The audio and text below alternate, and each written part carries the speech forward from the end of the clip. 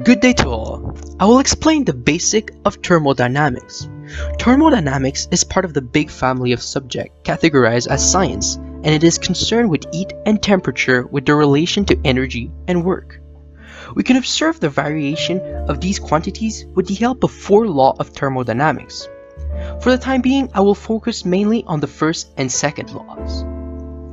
The first law specifies that energy can be exchanged between physical systems as heat and work.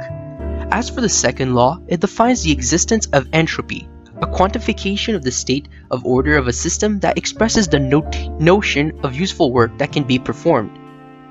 So, the first law of thermodynamics was originally based and constructed from the law of conservation of energy, but changed to accommodate the thermodynamic system in question.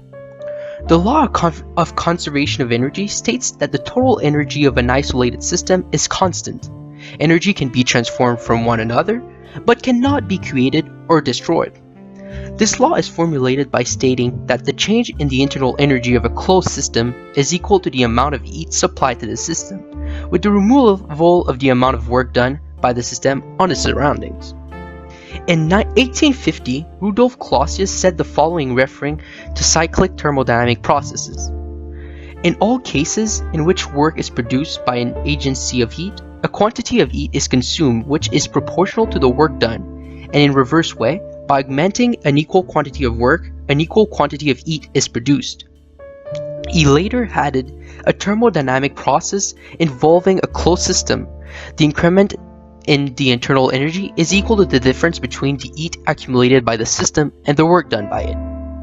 As for the second law of thermodynamics, my friends, it states that the total entropy of an isolated system always increases over time, unless it remains constant, such as ideal cases where the system is in a steady state or uninvolved in a reversible process. So basically, the second law is concerned with the direction of natural processes. It says that a natural process runs only in one sense. It is not reversible. The best example to illustrate it is that heat always flows from hotter to colder bodies and never the reverse, unless external work is performed on the system. Let's look at three of the main statements concerning this law in order to provide a general understanding. The first being the Carnot statement, pronounced by Konstantin Karateodori in 1909. The efficiency of a quasi-state or on reversible Carnot system cycle depends only on the temperature of the two heat reservoirs and is the same whatever the working substance. Our Carnot engine operates in the way is the most efficient possible heat engine using those two temperatures. To follow the Clausius statement by Rudolf Clausius in 1854. Heat can never pass from a colder to a warmer body without some other change connected therewith occurring at the same time.